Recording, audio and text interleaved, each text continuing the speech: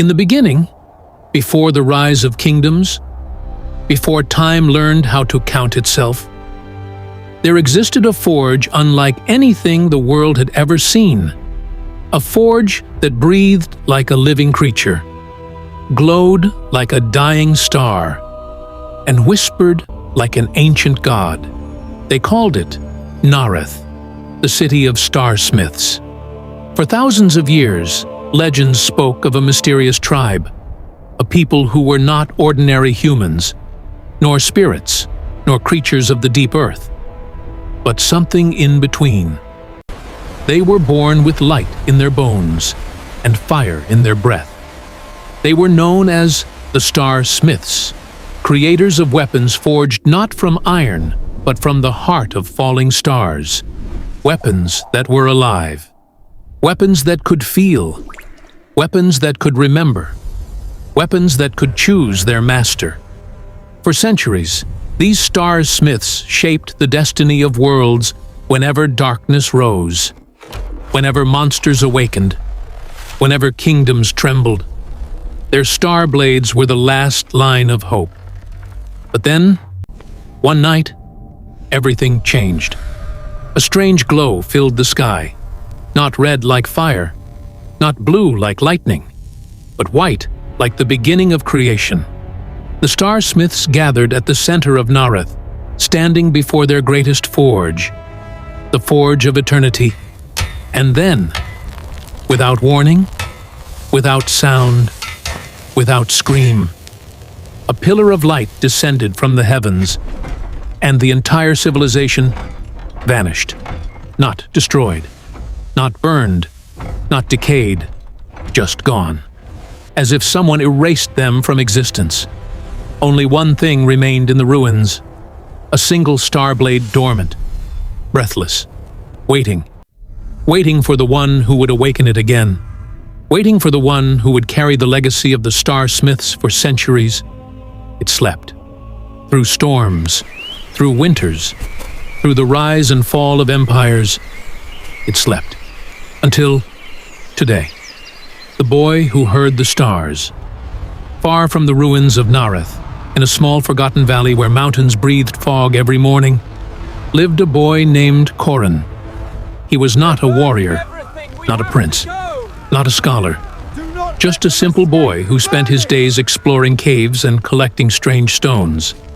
But Khoren had a gift he did not understand, a gift he was afraid to reveal. He could hear the sky. Whenever a falling star crossed the night, he could hear it singing, a hum, a melody, a cry. He didn't know. Only that the sound felt familiar, like someone calling his name from far, far away. One night, the sound grew stronger, so strong that it shook him awake. He followed the sound across the valley, across the cliffs, across forgotten trails filled with ancient carvings, until he reached a cave hidden behind a waterfall, a place no villager dared to go. The moment he stepped inside, the air changed. It grew warm, alive. The walls glowed faintly, as if something inside them was breathing, and at the center of the cave, floating above a stone pedestal, was the star blade, silent, cold, waiting. The moment Khoren approached, the blade responded. Its surface began to glow. Symbols awakened. The cave vibrated. The blade spoke, not with words, but with memory. Visions rushed through Khoren's mind, the Starsmiths forging weapons of living light. A great danger rising in the east. A prophecy carved in the sky. A child born with the echo of stars in his heart. When the visions faded, Khoren found the blade in his hand. It had chosen him, and with that choice, his destiny began. The return of the unseen sky. The moment Khoren stepped out of the cave, the winds changed. Birds fell silent. The mountains trembled. Something ancient had awakened. Something that had been waiting for centuries. Waiting for the bearer of the last star blade far above the valley. The sky flickered, not with lightning, but with shapes. Dark, winged shapes. They were the Skeleth, the hunters of the void creatures that once wiped half the Star-Smith race from existence. Now they had smelled the awakening, and they were coming. Khoren ran back to his village, breathless, terrified.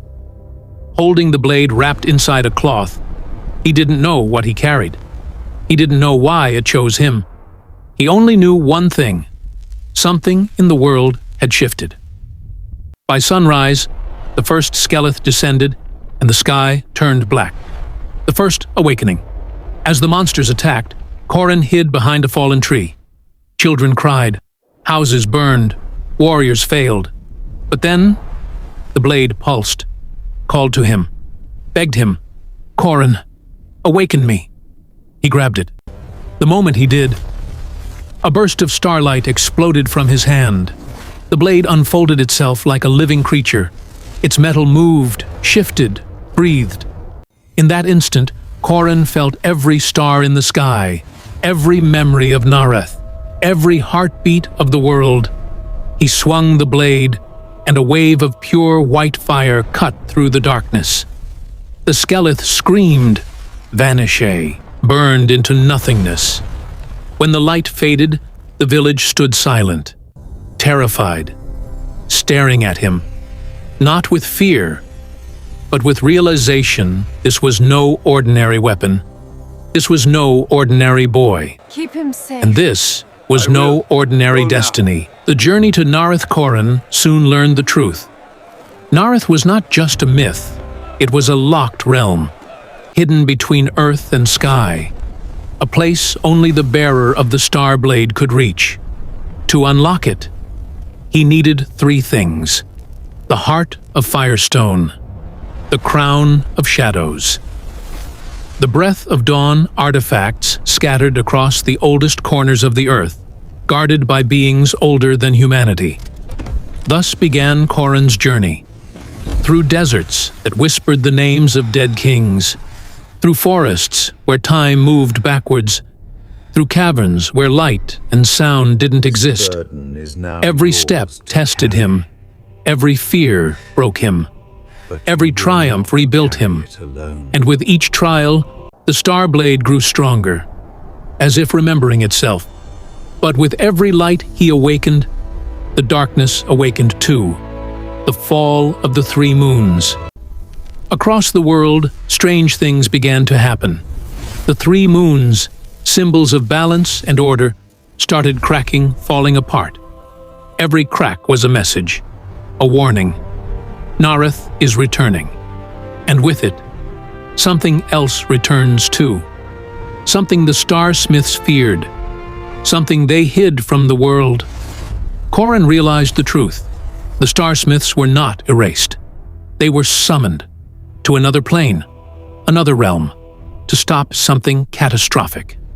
Now, that catastrophe was breaking free. The last trial.